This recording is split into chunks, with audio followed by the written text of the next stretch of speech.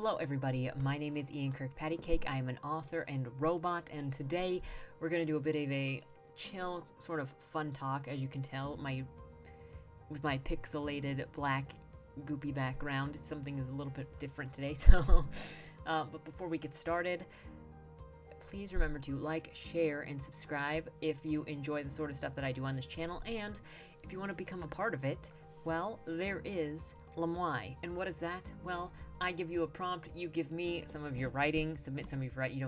You get all the rights still. But if you submit some of your writing to me in the form down below, and then come next month, we read everything that's submitted and just have a good time getting to hear from different people. So hopefully you'll consider it if you haven't submitted before, and if you have submitted before, you'll hopefully continue to submit because I enjoy what I have read so far. Anyway, without further ado, let's get on to the subject. So today, I've run into this sort of thing a lot in talking to authors and authors of different levels, and there's always this question of, is there a market for what I'm writing? And the short answer is yes. Now stick around to the rest of this video if you want to know some down low other kinds of markets that are going on and how much hope there actually is for whatever it is you're writing. So there is a market for whatever you're working on. There is guaranteed some kind of market for it. How do I know this? Because of this. You limp into the dark woods, blood oozing from your stump leg. You've beaten Shia LaBeouf.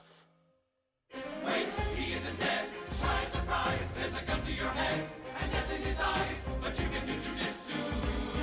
With body slam superstar Shia LaBeouf, legendary fight with Shia LaBeouf. Normal Tuesday night for Shia LaBeouf. You try to swing an axe at Shia LaBeouf, but blood is draining fast from your stump leg.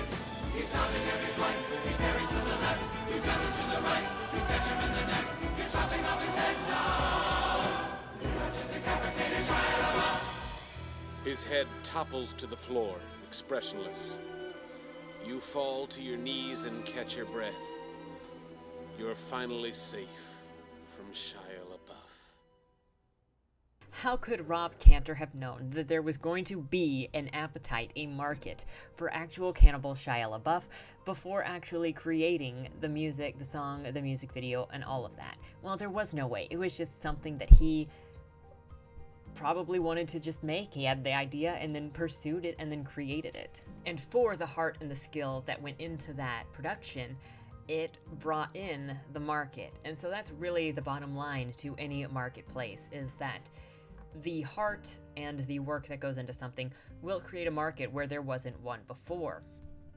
You'll see generally agents are trying to follow the market or set the trends. So if you look at manuscript wish list or any agents that are querying for something, usually the books being asked for get published 2 to 3 years after the fact. So what you see being published now or hitting the shelves now was actually planned to hit the shelves 2 or 3 years ago in most cases. This isn't all cases with traditional publishing. This is just kind of general. It's a projection. What people are looking for now is a projection of either what the agents and the booksellers want to see in the marketplace as a trend or as a popular genre in 2 to 3 years, or what they're hoping or thinking will show up in 2 or 3 years. A lot of the time I feel like it's a lot of trying to set the trend, and so you'll end up with, we're in a situation where the agents don't really seem to know what the general public wants, and so readership of books is drastically down.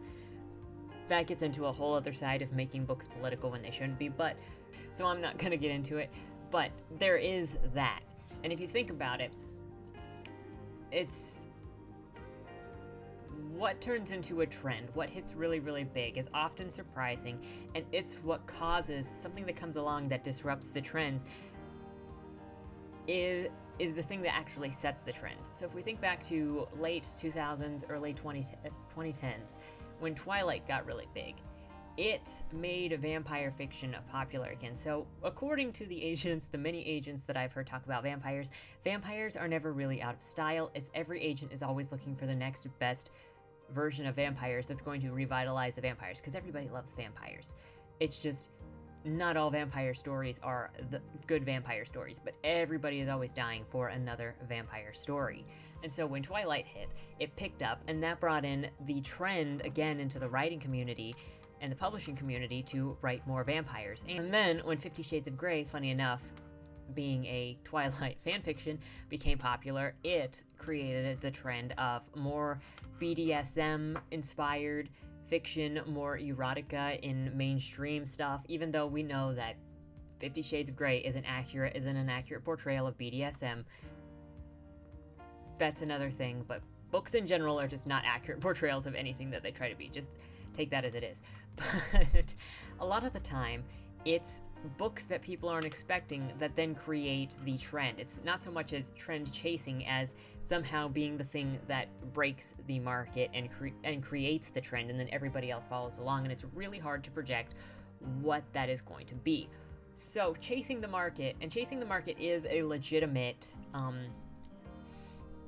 strategy for writing books, and it's especially a strong strategy if you write books very, very quickly and you're very familiar with different genres, because then you can produce a book fairly quickly and get it published fairly quickly. If you've either already got an agent or you're self-publishing, then you can get it out fairly quickly. But if you're not very good with that, then you don't want to write toward a trend, because by the time your book is done and ready, that trend is probably going to be gone.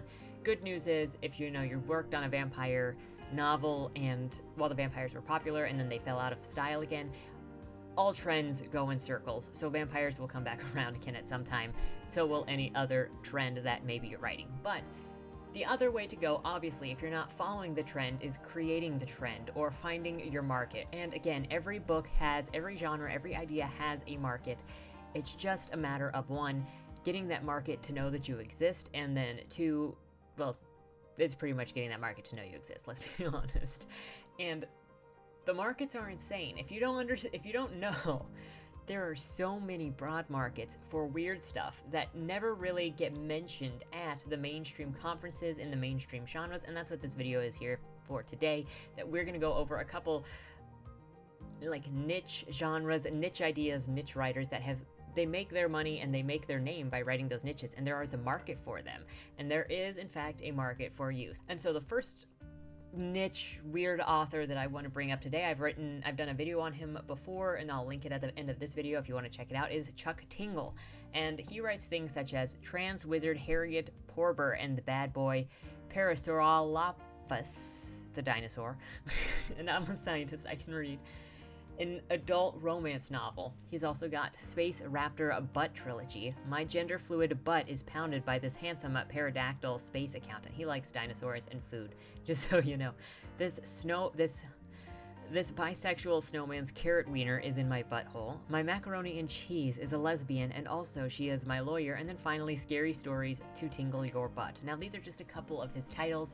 There are a ton of them.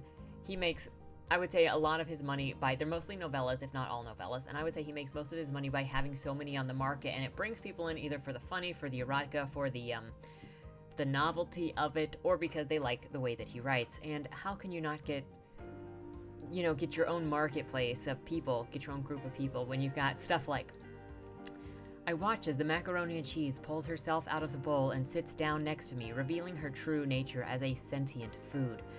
What the fuck? I blurt out. Who are you? I'm your lawyer, Hema, and as your lawyer, I'm going to ask you to shut your damn mouth when you're in the courthouse cafeteria. The information flying at me right now is almost too much to take in.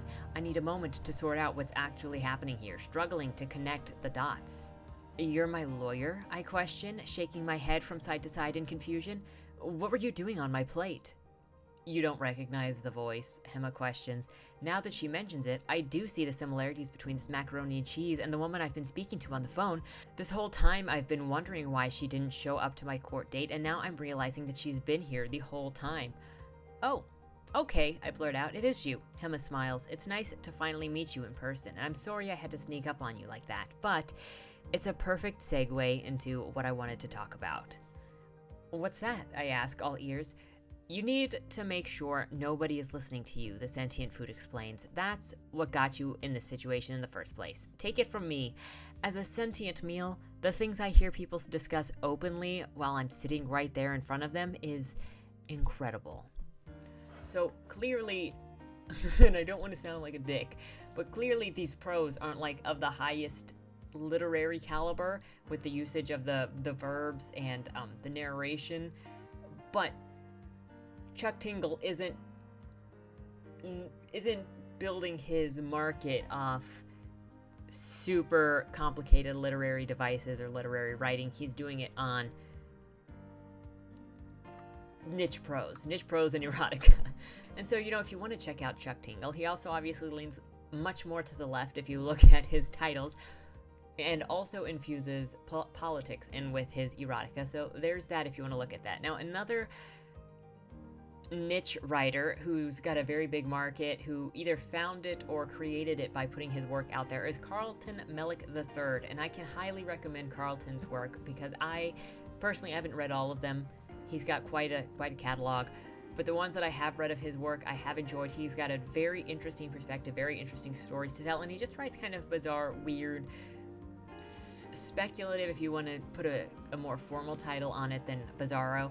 And he's got stuff like Hammer Wives, where a nephew inherits his uncle's house and all of the wives in that estate, which all are women with hammers for heads who continually build onto the house so that the nephew cannot escape it ever. Adolf in Wonderland, which is probably the kind of images you're conjuring up are probably correct to the basic premise. Zombies and Shit, which I'm going to read the summary for that title here down below in a second. Clown Fellas, which is what you would expect with clowns and the the mob, and the terrible things that happen, which is described as: there is a grocery store, the last grocery store in the world. It stands alone in the middle of a vast wasteland that was once our world.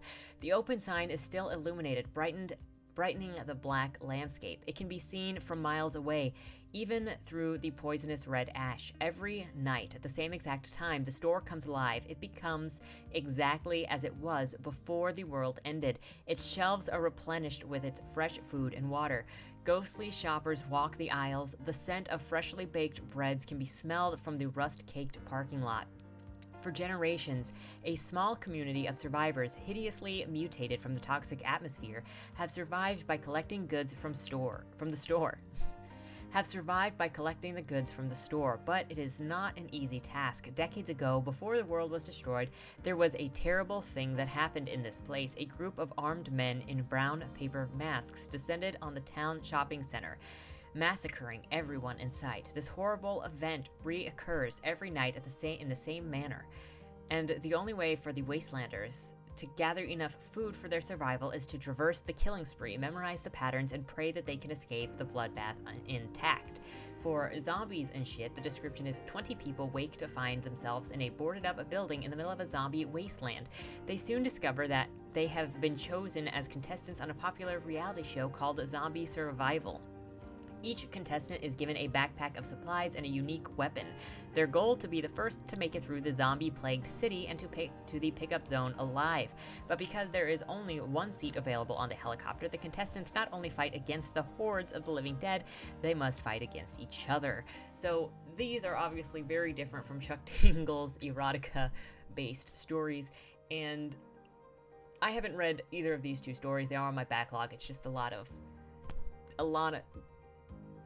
finding time amidst everything. So, but I'm very interested in his perspective, in his writing style, and you can even see his writing style in just those paragraphs is quite different from the bit I just read from Chuck Tingle, and I would highly recommend checking into those. There's also just the entirety of bizarro fiction. If you don't think that there's a place for whatever you're writing, or you're writing something too weird, I implore you to go find bizarro writers. And it, by virtue of it being bizarro, doesn't mean that it's going to be bad, but you will find some very bad, poorly written stuff, kind of like a Clown Tier Junkie. I had such hopes for that book to not be terrible, but eventually it felt like the author was disrespecting the reader, didn't care about the reader. And then when I put that in my review, the author showed up and said, "Fuck you, I still got your money." So, you know, apparently had a finger on the pulse behind the book. Don't be that guy. Anyway, in bizarro fiction, you will find, though, lots of pushing the envelope, lots of surprises, lots of really weird stuff, because that's what bizarro is. I have a collection, I think, in the other room called Bizarro World, which is just a collection of short stories like The Bipolar Express, and stories and a story that's accompanied by art of things that are happening in the story, and all of the designs of the area and the people in it or the creatures in it have either male, female, or both genitalia kind of drawn into all of their designs. I don't really know why. Mental health or mental illness bizarro fiction is actually fairly popular as well. Somehow. I'm not really sure what the appeal is, but it's got a thing there. Jessica Stranger also has created kind of her own market, or is finding her own market, putting her thumb on a pulse to kind of find where she's writing with stuff like Not My President, But My Lover. Who could possibly #resist a sordid love story with President Donald Trump? And then she also wrote My Antifa Lover, a riot of the steamy heart, steamy romance against fascism, which I've actually been considering reading on this channel and in a stream. If you'd be interested in, hanging out and reading that novella together, it's about 60 pages, I think. Let me know in the comments down below, and maybe we can figure out a day to read that together on. Then you've got stuff like Kissing the Coronavirus, which came out last year when a woman lost her job and she decided, well, I don't have anything better to do, so why not write this little story? It's about 12 pages, and apparently it's book 1 of a series. Then you've got Having Your Cake and Eating It Too, the confessionals of a swinger, of a lifetime swinger or something like that. The adultery fiction is really, really big for some reason. Non-con and dub-con fiction is really big all over the romance genre, especially in the Omegaverse. It's very, very big.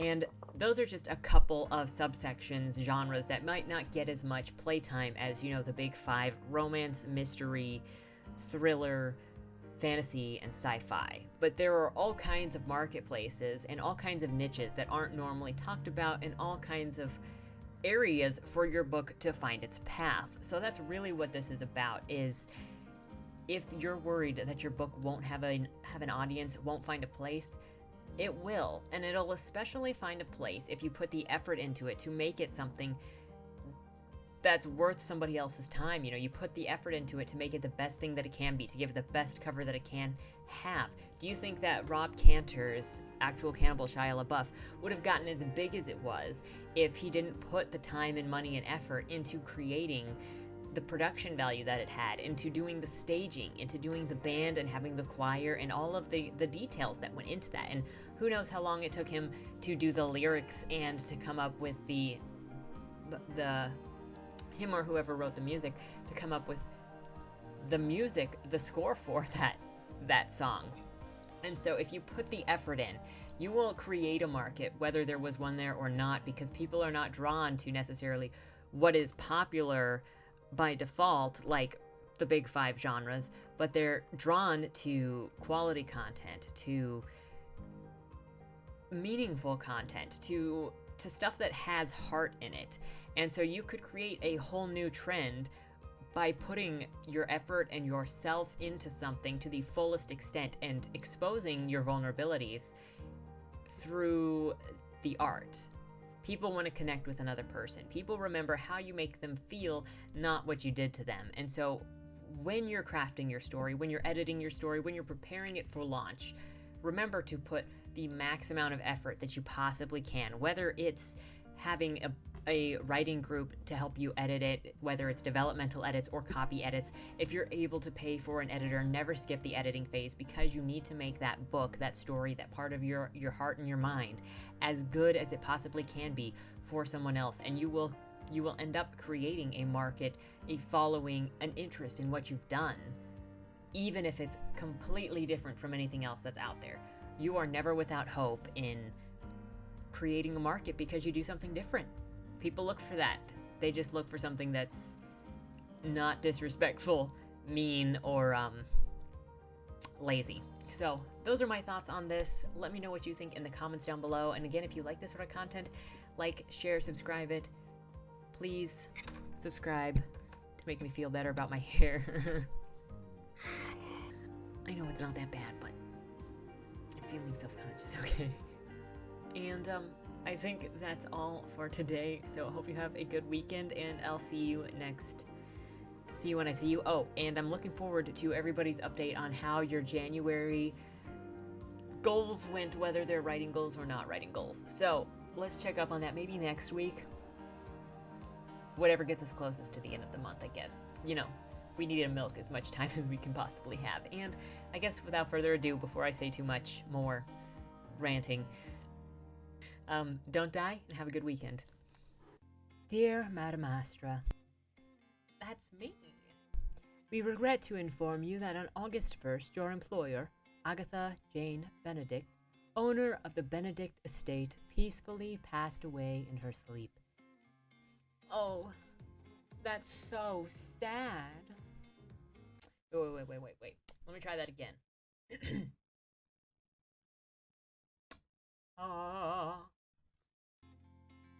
Oh my goodness. That's so sad. Yeah, I think I'm ready. With millions of dollars on the line and the opportunity for your every need to be taken care of for life, tell me, is there anything more valuable than that? I didn't think so. Dead End Drive is a dark comedy novel that makes 3 promises. 1, an illustrious estate in Louisiana. 2, an opulent dinner affair for all in attendance. And 3, and most importantly of all, lots and lots of competitive murder. So if you're looking for a cozy book to settle in with for the spooky season, I've only got one question for you. Will I see you at the whale reading?